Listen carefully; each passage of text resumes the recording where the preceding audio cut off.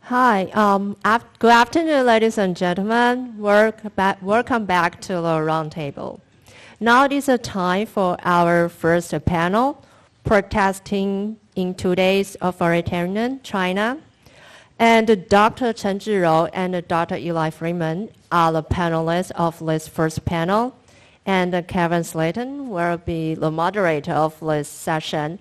And without further ado, I'd let us to give the time to the guest of the panel one.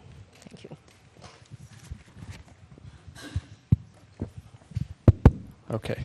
Yeah, thank you, Lulu. Thanks, everybody, for coming back to join us for our first discussion. Say again? That's okay. Yeah, I believe they'll come back in and want to join our conversation, hopefully. I know some people were already asking me questions, and I told them to wait until the Q&A to make the discussion better for everyone else. So I think it's no surprise to everyone here that China currently maintains one of the most authoritarian systems of political and social control in the world. Freedom House's annual reports that examine the situation of rights and internet freedom around the world have consistently rated China one of the most restrictive countries. Both offline and online, the government has constructed surveillance and suppression mechanisms that are unrivaled by most other autocracies. And yet, protest and dissent is a frequent occurrence in China. What is behind this seeming paradox? And how has protest changed as authoritarian measures have been intensified under Xi Jinping? Today we're joined by two experts to help us understand the answers to these questions. Dr. Chizhou Chen is Director and Professor of Institute of Sociology, Academia Sinica, and holds joint appointments as Professor at National Tsinghua University and Adjunct Professor at National Taiwan University, where we are now. He is also an Executive Committee member of the International Sociology Association. In previous roles, he served as the President of the Taiwanese Sociological Association from 2018 to 2019, Director of the Center of Contemporary China at National Tsinghua University from 2007 to 2012, and a visiting scholar at the Harvard Yencheng Institute during the 2014-15 academic year. His research uses survey data to examine popular protests and changing state-society relations in China. Excuse me, I lost my own place.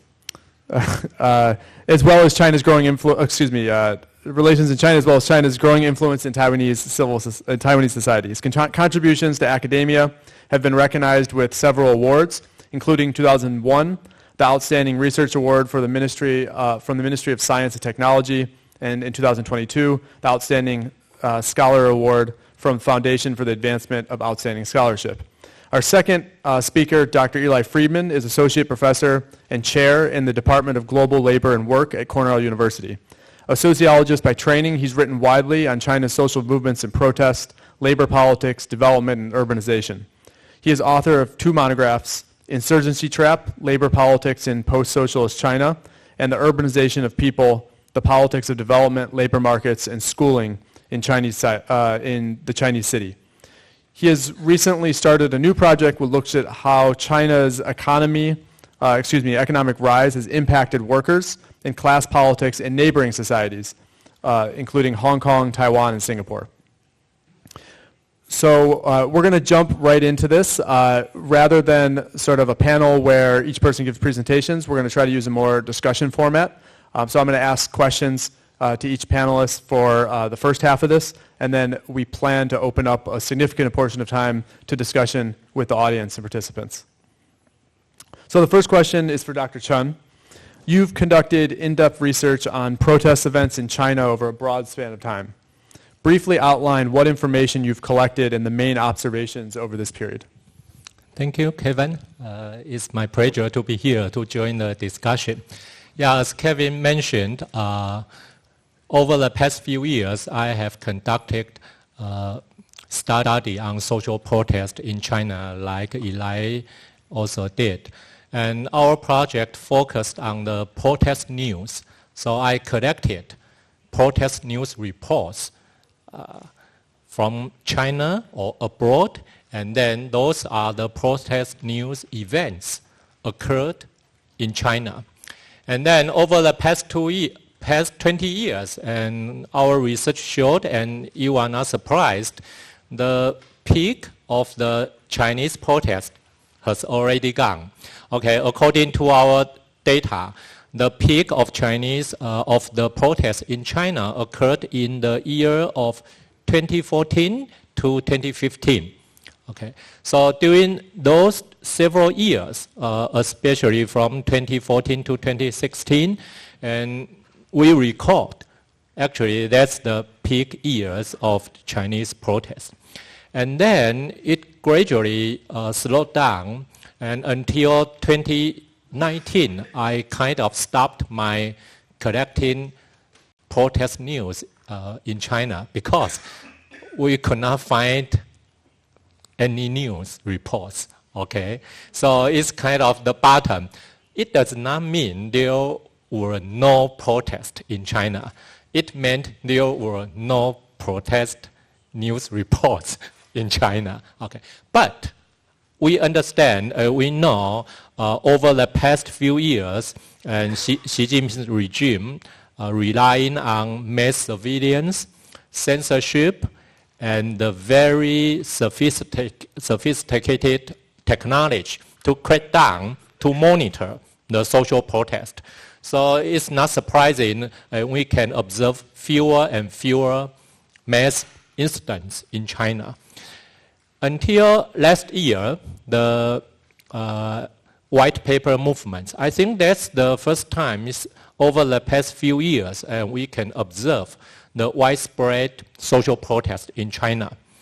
But they are kind of very brief, sporadic, and even widespread, but there is no intercity connections. And they are kind of driven by people's anger, grievances, and then during that particular time period. So this is what we observed in China, and I think Kevin just reported what CDM has collected in China. I think that's what we learned today. Thank you for that overview of what you found over 20 years. And I think, I've looked at your research with a lot of interest and found a lot of value in it, especially as a project that just started last year. Having 20 years of analysis to sort of put that in context has helped us a lot to think about what we're really looking at and what it means compared to previous years.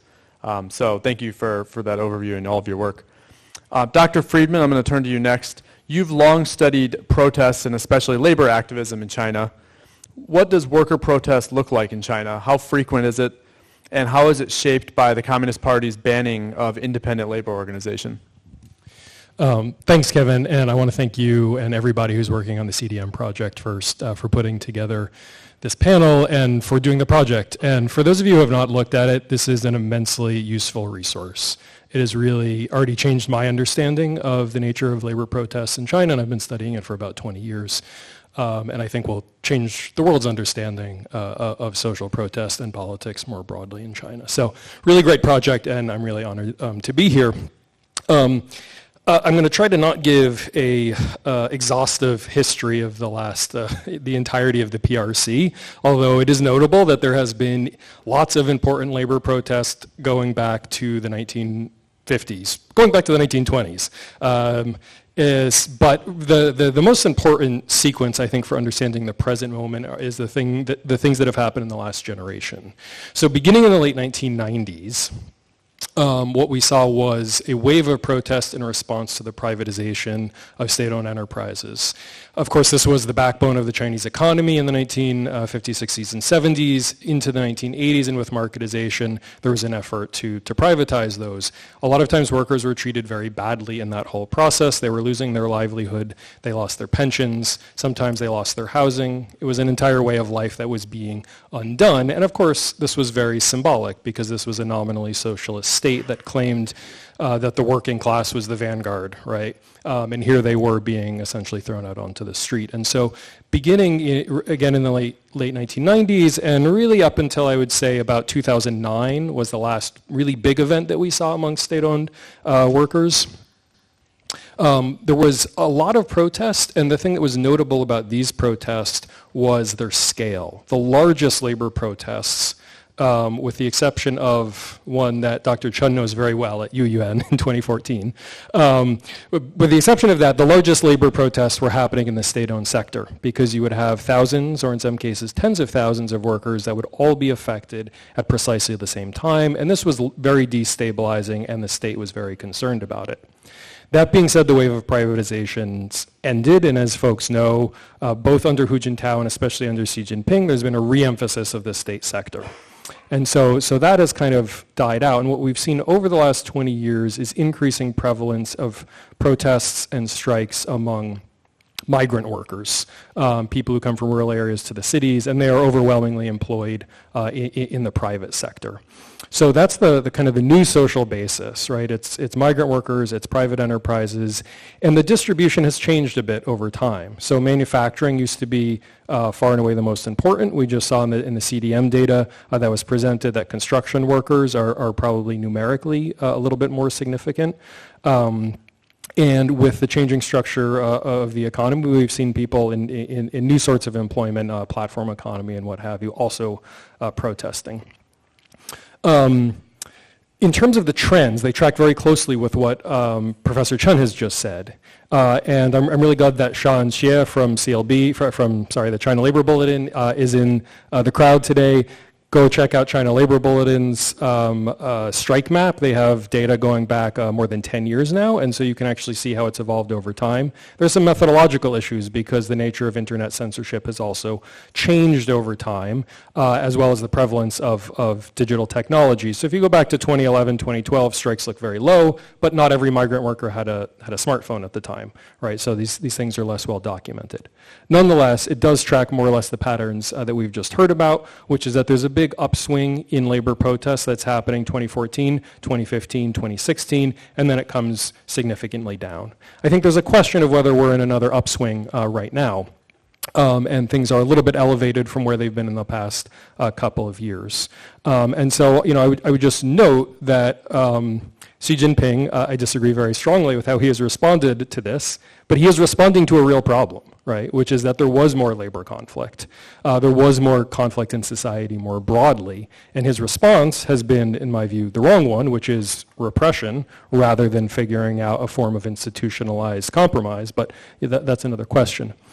The final question, which I will try to address very briefly around the role of unions, is very important. So we've already heard about the All China Federation of Trade Unions, which is the only legal trade union in the country. I don't think it should actually be considered a trade union. It is, for all intents and purposes, a government agency. In its constitution, it is formally subordinate to the Communist Party. That extends from the national level union federation in Beijing all the way down to the provincial, city level federations, and all the way down to the grassroots, to the enterprise level. It is formally subordinate to the parallel linked party organization at every level. And practically speaking, within the workplace, it is also subordinate to management. The most common arrangement is for the enterprise level union chair to be the HR manager, right? So you can imagine what the negotiating sessions are like if it's the HR manager bargaining with themselves. So this is not an effective representative for workers. What that means is that when workers, I should also say that workers, when you talk to them, they have no idea what a union is. It is a non-presence in their life in every meaningful sense. When workers encounter a problem in the workplace, there is no effective institution for them to turn to that can resolve those grievances. So typically what workers will do is they will go through, I think quite faithfully, the legal process. They will try to go through a process of mediation. They'll go to the Labor Department and go through a process of arbitration. Oftentimes they will file lawsuits at the courts. And typically what we see is that these labor conflicts only happen at the end of the workers exhausting all other possibilities, at which point they go out in the streets. Actually, one sort of reflection I had looking at some of the earlier stuff, I also suspect that strikes might be a little bit undercounted because for workplaces that are not public, like factories, a lot of times they go on strike, but they just stay in the factory, and so it is less public. But that's a side note. So what this means is that without effective representation, either in the workplace or in the political sphere, right, a union to sort of push for labor law changes, workers are really left to their own devices, and neither management nor the state takes them all that seriously, which oftentimes means that they have no choice but to go on strike and to protest.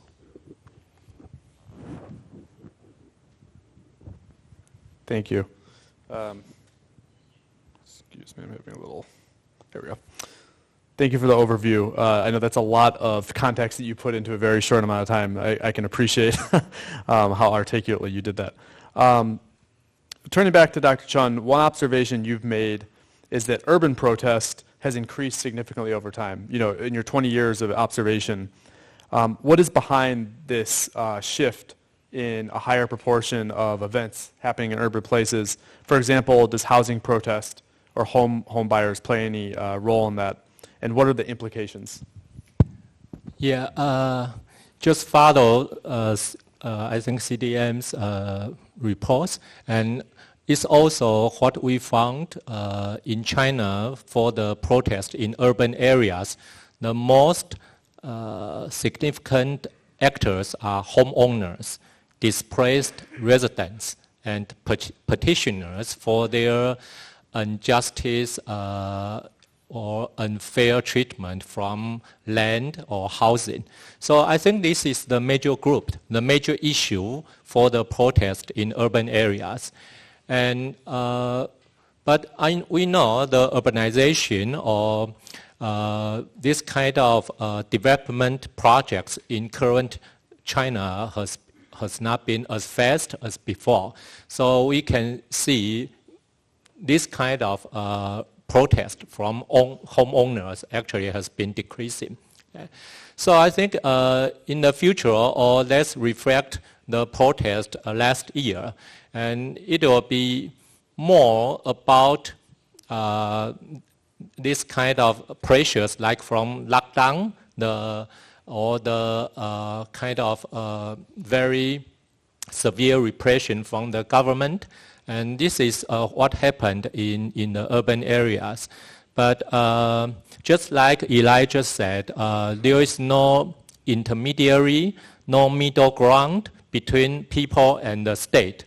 So whenever there is any protest, and that is the confrontation between the government and the people. And then it will be a very actually not a good sign for the government, because the government has to face this kind of protest and to take a very immediate response towards that.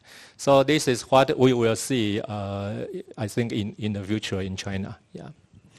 So one thing that both of you, sort of a through line, I know that you've talked about different things, but a through line between both of your remarks so far has been that there's sort of potentially something happening more recently that we're still trying to figure out, and it's an undercurrent maybe connected to the economy that affects both, for example, housing projects. So much of the Chinese economy and the GDP is linked to construction and real estate, but also workers who are working on those projects and working for the construction companies are linked to the fates of the economy.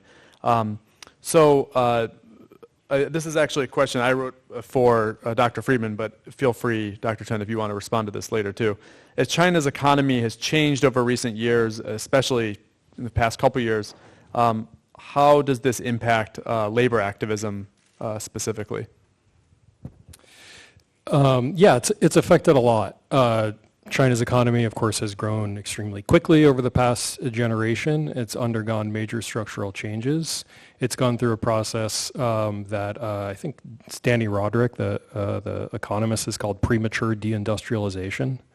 And so if you look at the process of industrialization and deindustrialization as it's played out across the globe, from England in the 19th century through North America onto Japan, places like Taiwan, it's kind of successively become shorter, the whole cycle of industrialization followed by deindustrialization, right?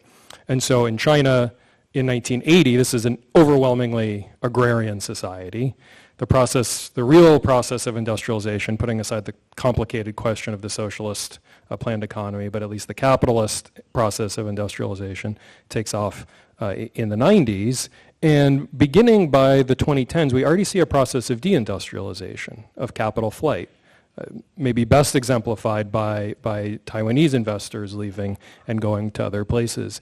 And so we've seen a shift among worker protest from you can think of as offensive demands, which is to say the economy is growing, the number of workers that are coming in, and workers are able to make demands above and beyond the legal requirements. And we saw that happening in the late 2000s and early 2010s. The best known example is a 2010 strike that took place at a Honda factory in Nanhai, close to Guangzhou, where workers won huge wage increases. And then subsequently we saw similar kinds of strikes happening at other auto plants around the country. Very quickly we've seen an increased prevalence of defensive struggles. And I think that if you look at your data, that's probably what's driving it now. In fact, the China Labor Bulletin, to reference them once again, has written a piece recently that talks about this. Increasingly, what we see is that there's not new business coming in. Factories are receiving fewer orders, so they're hiring fewer people. They're giving workers less overtime. They're less likely to pay them on time, and so there's more problems with wage arrears. And then you also have the process of factory closure and relocation, which oftentimes leads to workers suffering non-payment of wages, having their pensions taken, and things of that nature. And so if we look at the manufacturing sector, there's not a lot of reason for optimism, I think, among the manufacturing workers. They're just trying to get a little bit more before the factory disappears and moves to Vietnam or India. That being said, there are reasons, I think, for optimism. And one of the other things that we've seen is as the structure of the economy has shifted towards services, and also as the geography of Chinese capitalism has shifted just from the Pearl River Delta and the Yangtze River Delta to inland places, that worker protest has followed it. So now we see a lot of protests that are happening in Henan and Sichuan and places like that, and we see a lot of protests that are happening in the service sector, among some traditional service sector jobs like teachers, but also in the new economy, the platform-based workers. I've done some research on Ele.me and Meituan, the food delivery companies, and we see that workers are also facing labor rights violations and also figuring out ways to organize and protest. So so it's complicated. In the property sector, that's another whole thing. Maybe I'll wait on that. Dr. Chen, I don't know if you have any thoughts about the economic shift, not necessarily related to labor, but if you want to comment on labor or the property sector or anything else, do you feel like there's more recent economic shifts that are impacting these patterns? Yeah, I think the recent economic pressure is on the one aspect is on the lower socio-economic status people in the city, the residents in the city. And these are the groups which we found are the major group of the anti-lockdown protest. So they are relative to the higher social class people in the city. They are relative to the migrant workers. And they are kind of traditional city residents in the cities. But they face more pressure from the economic downturn and from the lockdown. And this is the groups which actually drove the white paper movements. Yeah. Thank you. That's a good through line to the most recent movement and how it could be connected to economic shifts. Also, I would be remiss if I didn't mention something. You mentioned CLB a couple times. I wanted to sort of give them due credit. Our labor data, around half of it comes from CLB's data, China Labor Bulletin. So again, just like Eli, I would encourage people to understand, they're specifically focused on labor and strike protest, and they do really great work. We've been able to find some other, through the methodology that we use, some other labor protests outside of their database, but their database is really useful to us, and we see it as a really useful, valuable resource. Okay, so moving on to another question for both of you, and shifting a little bit away from the question of the economy. It's clear from many sources, including our own project, CDM, or the research that both of you have done and others have done, that offline demonstrations and protests remain a frequent occurrence in China. And this is the case even as the Communist Party has put in systems to thwart mobilization among citizens, which it euphemistically calls stability maintenance. Furthermore, Xi Jinping has made concerted efforts to shrink civic space since he's come into power over the past decade. CDM has documented some form of repression in a quarter of its protest events, which I had mentioned previously in our overview of our data. So we know it's risky for Chinese citizens, whether they're workers or urban residents or rural residents, to engage in public protest. So the question is, despite all of this and this risk and all the restrictions, why does frequent dissent persist in today's China? Why, within the context of it being risky, why does it persist?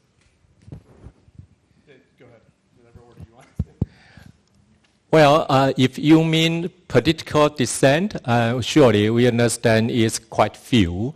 But if we still make it broader to talk about the so-called social protests in China, we still observed quite a few, quite a lot. And I think the major driving force is from people's anger and grievances or resentment. And then this is very, I will say it, primitive, okay? Because in our sociological theory, and we studied social movements, there are quite a few theories: political opportunity, resource mobilization, or social networks. All these do not exist or are not allowed to exist in China. And we have a theory called relative deprivation, or anger, or grievances. And this is what we observed in China. So politically, China is a very primitive society, like a tribal society politically. Okay. So in this sense, we can observe people were too angry, and then they were too angry to follow the rule, and they want to vent their anger. And this is what we observed in China. And it could happen again, just like the white paper protest in China in the future. So I think the major implications we observe is like this kind of case. Yeah.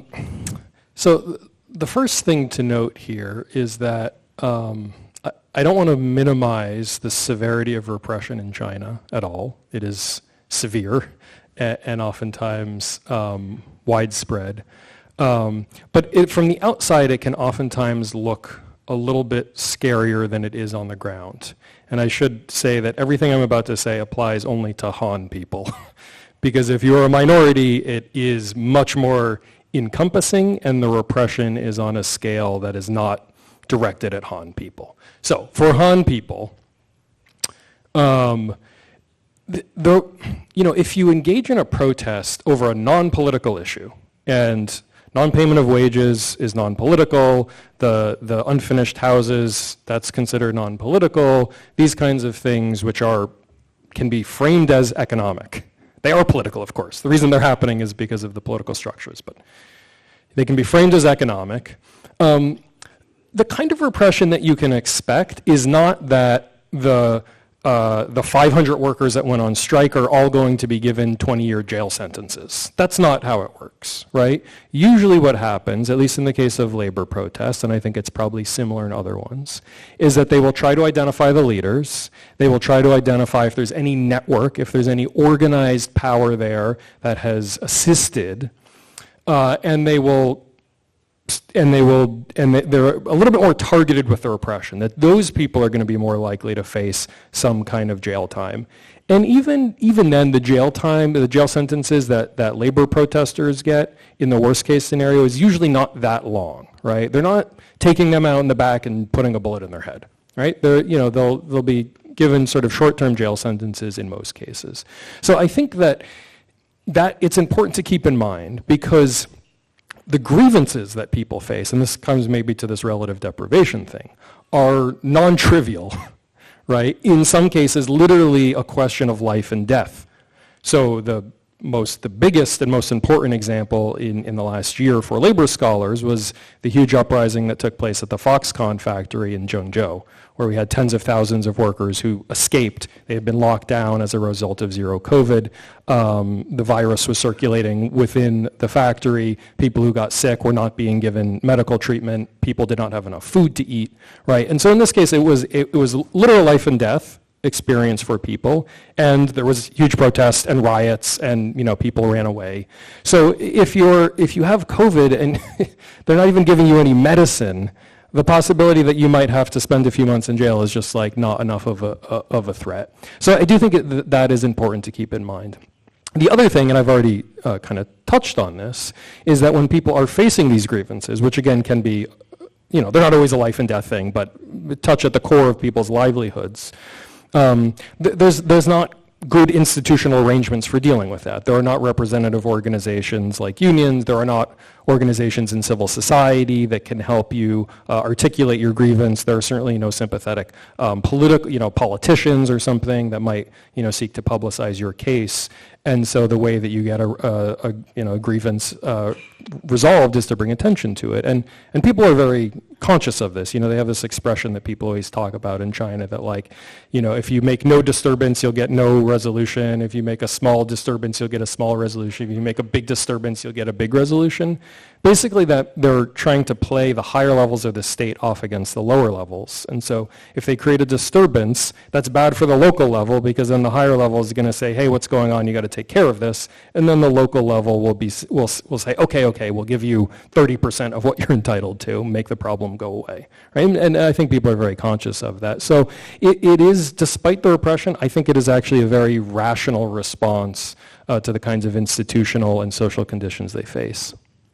Thank you both for really digging into that question. I think it helps, at least it helps me and hopefully people in the audience understand why you would have, we found 2,200 cases, which is pretty frequent, and that's only maybe a drop in the bucket of the real number of protests in a place where it seems like it would be extremely dangerous, and maybe it is, but it's still rational, as you said, when you're facing some pretty serious grievances.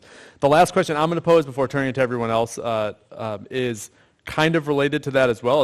It's another sort of paradoxical thing on the surface, and it's related to social movements or protest movements, maybe not social movements, depending on how you define it. In Chinese studies field, it's often said that protests in China are frequent but atomized, that movements are sort of the focus of what the party's trying to prevent, because that's where political power is built. However, these movements there are movements that occur.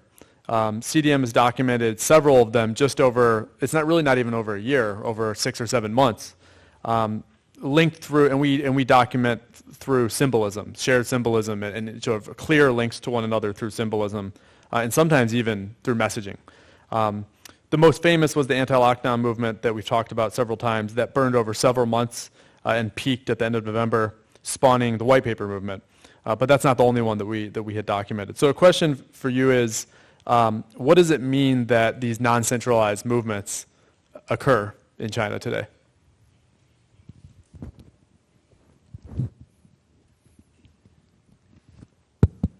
What does that mean?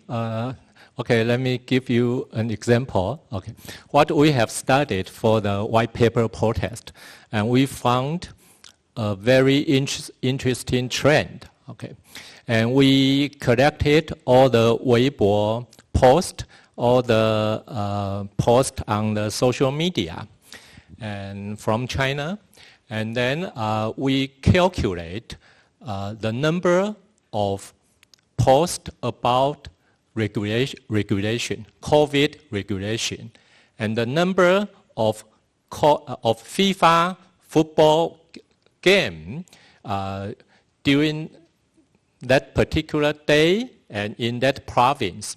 So you imagine people locked down at home, and then they watched their cell phone, and then they watched the FIFA games, okay, and they were locked. And they also received the social media information about COVID regulation. How would people feel? Okay, people feel very kind of surprised to see in the world people were not wearing masks. People were on the football games. Okay, people were excited. And then, are there any association between these social media posts and the protest in China? And there is. Okay, and we found a correlation between the number of COVID regulation posts and FIFA World Games reports in the particular day, in that particular province, location, and the protest in a few days later. So, for example, in Beijing on November 27th, there were 11 white paper protests. And just before November 27th, there were a surge of COVID regulation posts and FIFA World Football Games. So we do a systematic study across China, across the 80-day period, and across all the provinces, and we calculated the number of the posts. And there is association between protest and social media contents. And what we conclude is this kind of anger, grievances, this kind of deprivation really drove people out onto the streets. And who were they? And we just studied. Most of them are lower economic class city residents in China relative to the migrants or the higher class people. Yeah, so this is really kind of interest for us too. So every day we can see there are some new trends in China. Yeah, thank you. So the vast majority of protests in China is highly, if not atomized, at least cellularized, right? It's a single workplace, it's a single work unit, housing unit, something like that. And the Chinese government is extremely committed to ensuring that that continues to be the case, and that these little movements that try to be trans-regional across workplaces, across ethnic lines, that those don't emerge, right? You may be familiar with a famous expression from Margaret Thatcher, that there is no society, right? Or she talked about there being no alternative and that there is no society, right? She was saying this in service of like neoliberalism, right? There's only the market. But the Chinese state has actually done that much more effectively than the British state could ever hope to do, where you have the ideal, and this I think in some ways goes back to the Mao era, is to have a state and a fully atomized group of people, not a society, right? A group of people, because that's a more effective means of control. And so every time we see these things bubble up, the state cracks down extremely hard. A couple of recent examples, not that recent anymore, but at least from the last decade. The Feminist Five that people may be familiar with, you began to see in the mid-2010s this bubbling up of a feminist consciousness. It was led by students, as is oftentimes the case, and people were coordinating across regions, and so you had students from northern, central, and southern China that were going to organize a day of action, just passing out information on buses against domestic violence. Seems not super political, right? Well, the state came down on them very hard, precisely because they realized, well, there's a network here in place.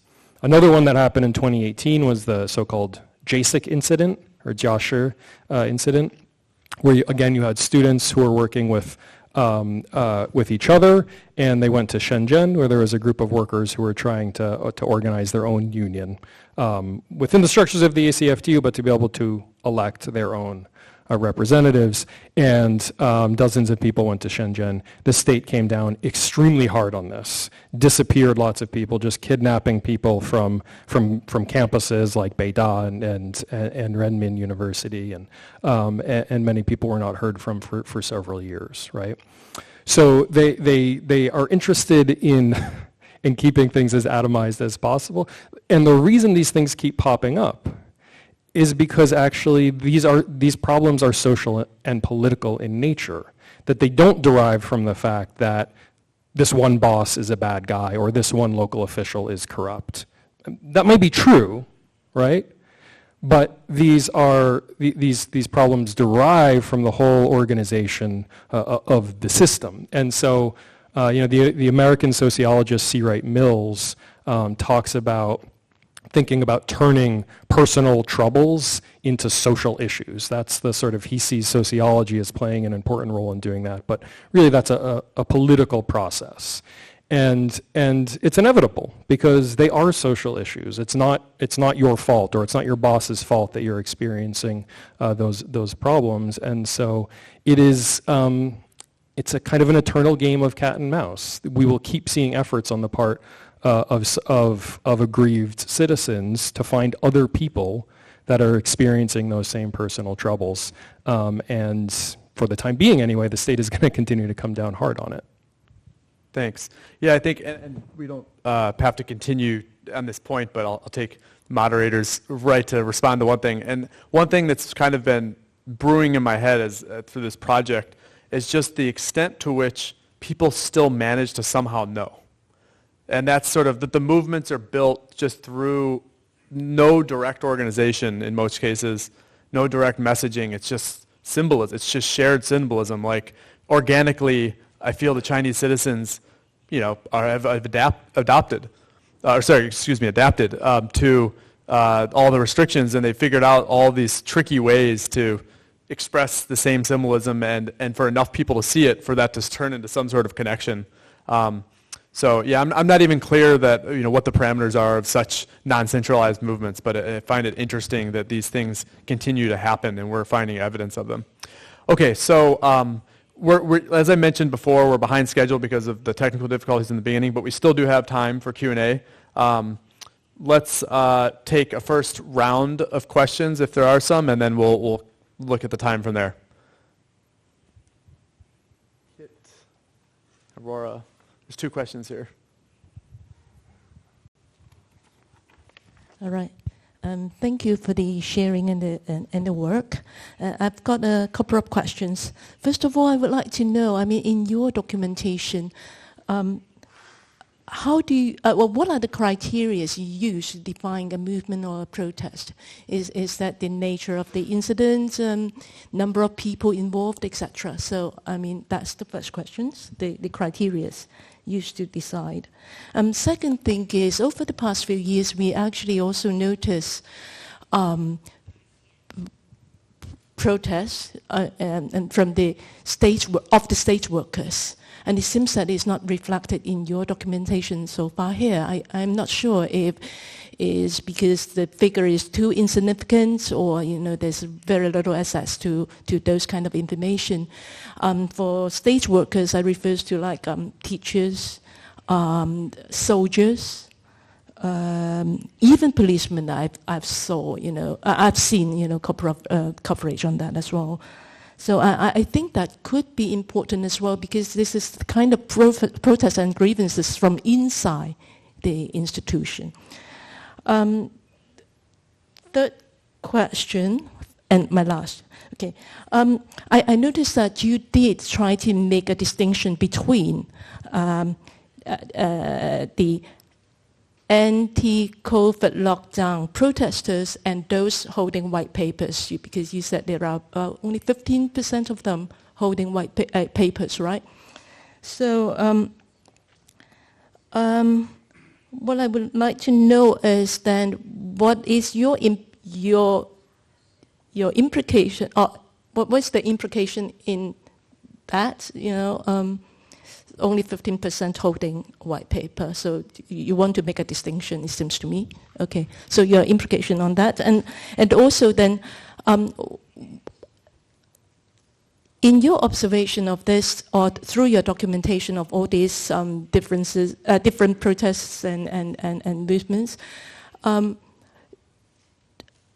how do you see any trends or tendency of non-political claims, say, for example, anti-lockdown for medicines, or economic, a labor protest for their payment, being channeled or transformed to political claims? Any sign for that? Yeah. Yeah, that's it. Sorry. Thanks. Aurora, did you want to ask your question? Can we go here to get another question before we answer?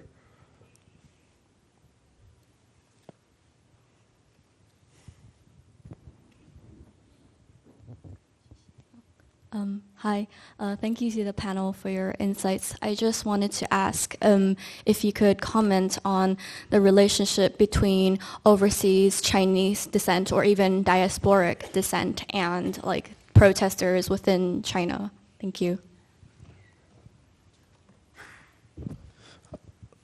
Thank you both. So a lot of the questions from Kit were for CDM specifically. And I don't want to make this sort of a overview or a methodology discussion of CDM. So I'll just very briefly respond to a few points, and then I'd also like to open it up for reflections you have about related stuff. Criteria for movement is basically, in a nutshell, and this is something maybe we could talk about in more detail afterward, but it's connection through symbolism. And it's not just symbolism of sort of general issue symbolism, but it's pretty clear shared like slogans from something that has popped up recently, but also connection through time and place. In many cases, it depends on context that we see it happen all of a sudden. These slogans coming up all of a sudden, they didn't exist before, and it's pretty clear that people are communicating through the symbolism to one another. And each context is a little bit different. A really interesting one that we found last year was the real name complaints movement, 市民主报. 市民主报运动. We just gave it that name. It wasn't called that by Chinese people. There wasn't a movement name for it, but it was a very distinct movement that happened, and it grew out of the, I'm forgetting the city where the beating happened at the barbecue store. Tangshan. The Tangshan barbecue place, there was an attack on some women that sort of went viral, and long story short, it grew into sort of a local reporting craze by Tangshan people that was picked up because everybody was watching this online, and people started to adopt what they were doing through the symbolism of holding up their ID in front of a camera as a group and saying, I am making a real name complaint. 我市民主报 什么什么什么. And that was the symbolism that everybody was using for 2 weeks. It was very clearly a movement of people making complaints against officials and companies. So it was kind of an idiosyncratic thing, but it was clearly a movement. But it was non-centralized, and this is the interesting thing, is that it didn't seem to be that they were communicating with one another. So there's other things, other movements we found, and I would encourage people to check out the data that we found. State workers, no, we haven't found a lot. I'm just going to sort of kick the can on that one. Is that the saying? Because we just don't collect information. If we don't have the information available, we just simply don't document it. It could be that state workers just aren't putting the stuff on Weibo or the sources that we do have access to. And then I actually would turn to what Dr. Friedman said about the non-political becoming political, the everyday sort of grievances, personal becoming social issues, personal troubles becoming social issues. And I think that is ultimately what worries the Chinese authorities, that these seemingly economic or social troubles through organization, through commonality, can become bigger things. So I'll stop there on my responses because I want to open this up to you. So any of the questions that were asked, do you have any reflections, even if they're not directly answering them as it relates to CDM? So I can say something briefly about the state workers. I don't have any data other than what CDM has.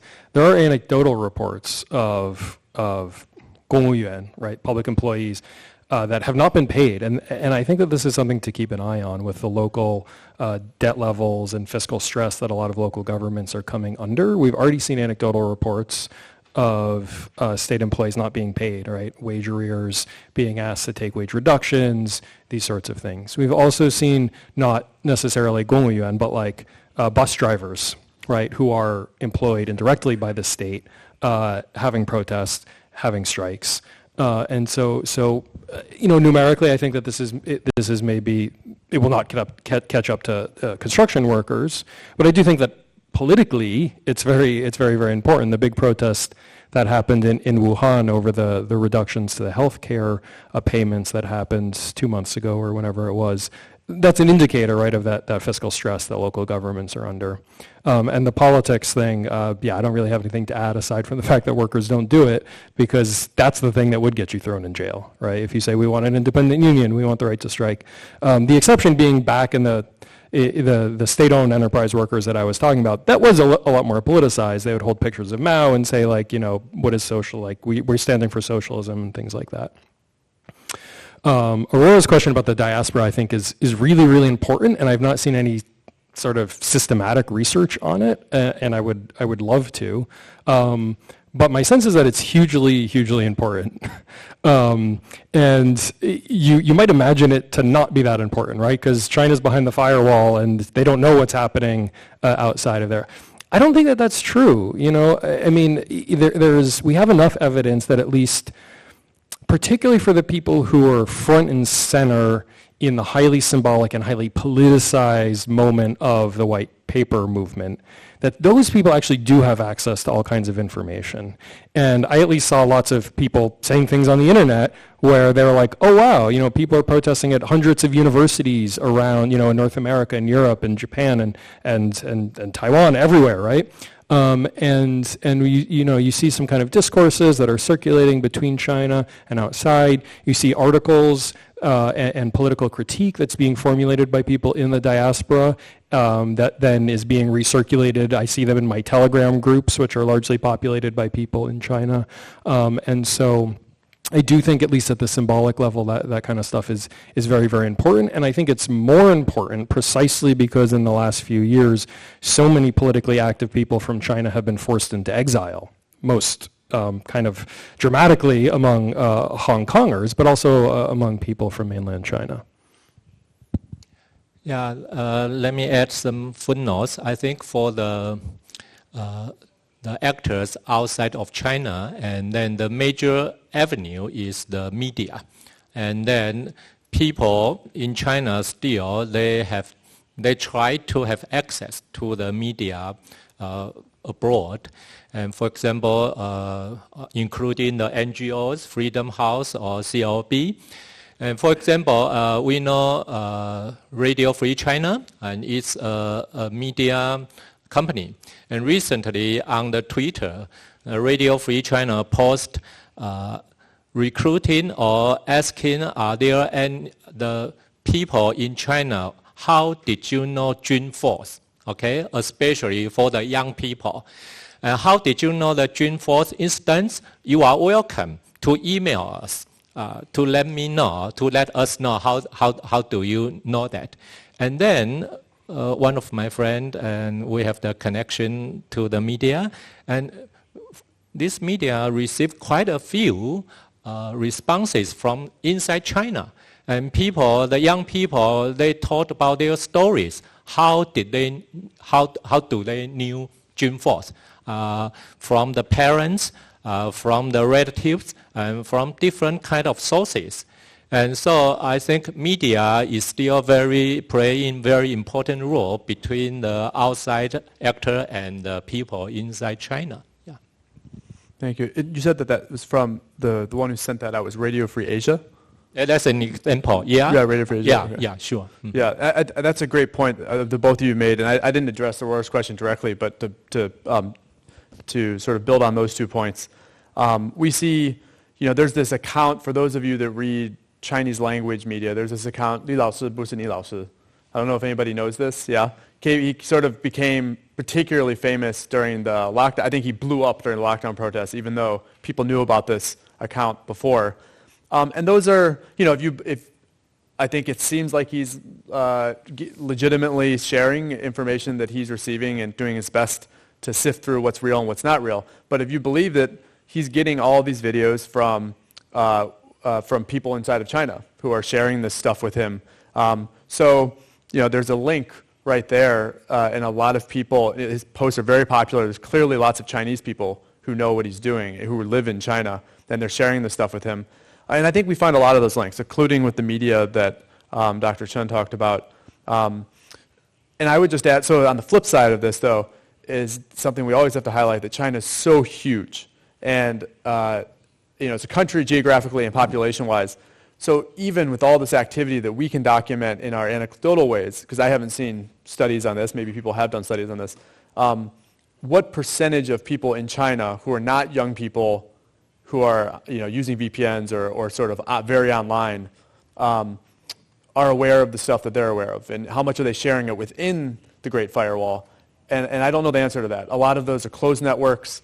There's so much censorship, but people get around censorship. There's so many questions about how people, how much this stuff is shared, and the awareness of normal Chinese people that are parts of different groups and different classes. So, yeah, I think that tons of those links between the overseas diaspora communities and in China do exist. And I think the really big question mark, for me at least, is how much then does that information get back into other networks in China? How effectively can it be shared before the state's limitations can effectively stop it from spreading to other networks that are not connected to the overseas ones? What do you think? Can we maybe do one more, or we have to cut it? We got to cut it. Okay. I apologize. I wish we had more time for questions. We've just fallen behind from the beginning, and we still have one more. We have another little break and one more panel. So I want to deeply thank both of our experts for joining us today for a really great discussion, and I thank you for the audience also for your questions. Thank you very much for the panelists of the panel 1, and thank you for your time, amazing sharing. And now we still have the short break, it's 5 minutes, so please come back around 4 o'clock. And you can take a rest here and stretch yourself a little bit, and see you within like 5 minutes. Thank you. And there's also coffee outside.